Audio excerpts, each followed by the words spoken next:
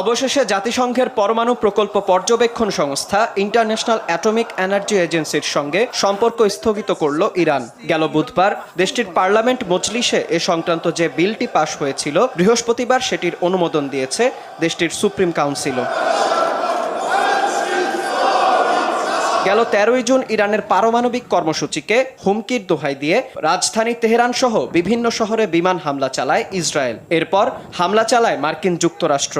এই হামলা শুরুর পর থেকেই আন্তর্জাতিক পরমাণু সংস্থার প্রতি চরম অসন্তুষ্ট ছিল ইরান, কারণ সংস্থাটি সবচেয়ে বেশি ইরানের পরমাণু কর্মসূচি পর্যবেক্ষণ করেছে।